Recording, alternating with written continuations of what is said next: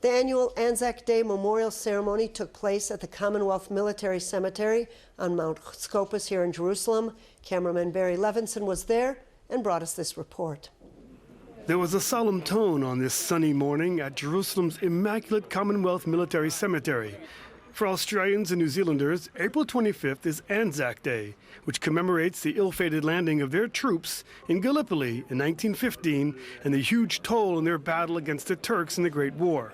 Over the years, it has been the day to commemorate all those diggers and Kiwis who died while serving their countries in war, conflicts, and peacekeeping operations. This October, Australians will be marking the 100th anniversary of the key victory of the Battle of Beersheba by an Australian Light Horse Brigade, which crushed the Turkish lines and led to the capture of Jerusalem. 31st of October is the 100th anniversary of the Battle of Beersheba, and the 2nd of November, of course, is the 100th anniversary of the Balfour Declaration. And those two events were very closely intertwined. I mean, the Balfour Declaration, a political statement, depended upon military conditions which only the Battle of Beersheba could bring about, and the broader Palestine campaign. So for the 31st of October, we'll have high-level representatives over here. Our Prime Minister, Malcolm Turnbull, has already promised to attend. Prime Minister Benjamin Netanyahu has promised to host him. They will both participate in a major commemorative service down in Beersheba on the morning of the 31st of October. And we already know of about 4,000 to 5,000 Australians who are all planning to make the trip here to be involved with that. Including some volunteer light horse, they're actually reenacting the battle? Yeah, the Australian Light Horse Association will be coming and they intend to reenact part of the charge.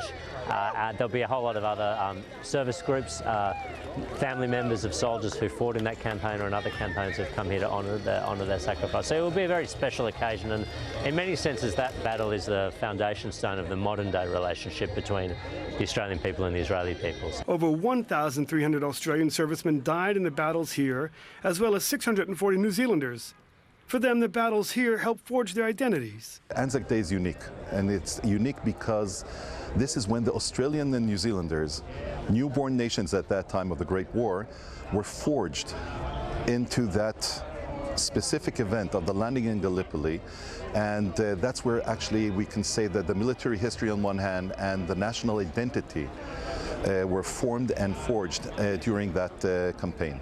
It's commemorated worldwide as an ANZAC Day, which is a big thing all over Australia and New Zealand. It's a day off from school, etc., and people commemorate it all over. Here in Israel, this is the humble assembly which is commemorating that event.